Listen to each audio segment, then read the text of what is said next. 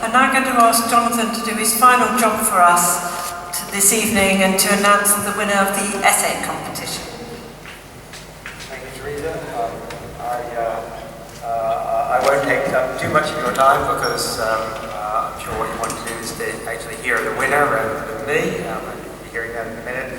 But so for the essay competition, I should say that I judged this together with Sundar Katwala, the director of British Future, who I don't think can be here tonight. But we were pretty much agreed on the outstanding pieces. Again, they were all of fascinating and very moving. Third prize was a very nice, rather sad story, actually, about somebody who came here, fell in love with a boy and with London, and then over time evidently fell out of love with both, and fell out of love with Britain after Brexit, and left, which is sad, but her truth. So that was A Girl Like Me by Sonia.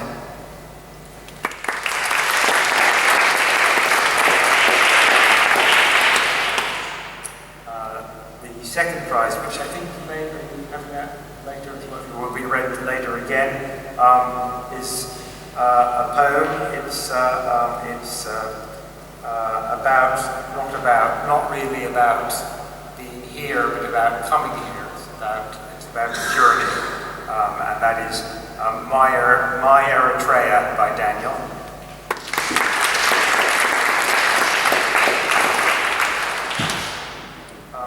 And then the first prize, which is, well, you're going to hear it in a minute, so I won't say much about it, but it's just a very ordinary story, I think, about what it's like to move to a new country and to become part of a new country.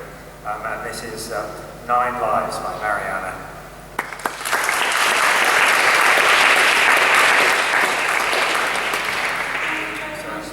9 Lives by Mariana. This year, I entered both my 9th year in the UK and my 9th house. I'm living an imposed nomadic life, an experience that I share with many people my generation. Forget the property ladder, all we want is a room of one's own. I grew too big, I think.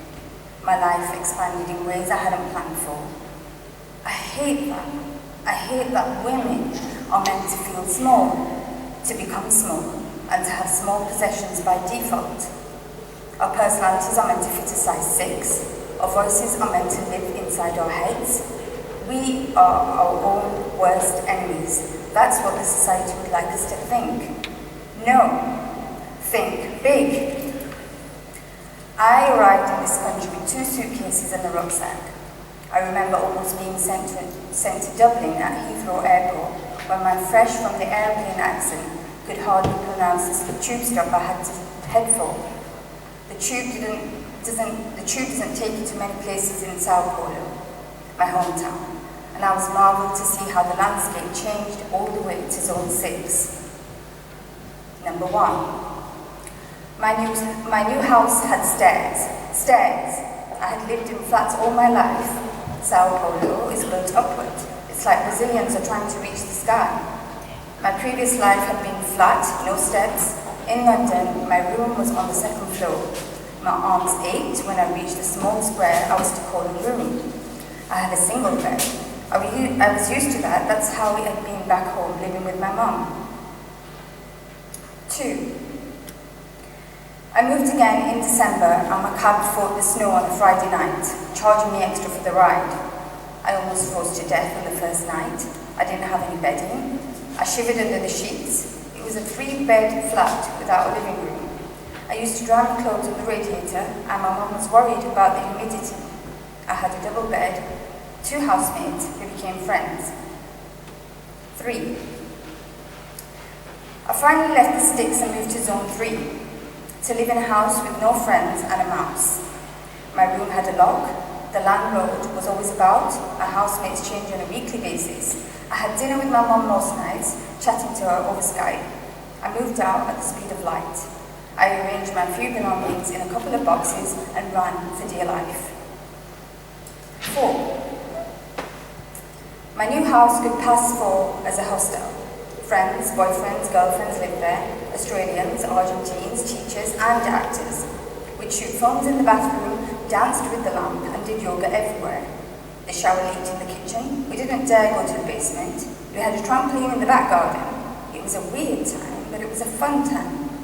But our lease was up and the musical chairs, that is the rental market in London, started again. Number 5. The dream house was the next one. We weren't the most obvious fit, but somehow we felt that the 4 of us would work. We had parties. I had too much absinthe. We'd go in each other's room and talked about music and films. This place had no leaks, no mice, no funny noises, and the house was functional. It was a shame that we weren't. Eventually, the cracks that we could barely see in the beginning of the year became obvious to everyone. That group, in the shape that it was, couldn't go on. We had to rearrange our formation. 6. I moved south of the river for the first time. I downgraded to a single bed, timing was bad, I finally had a boyfriend to share a bed with.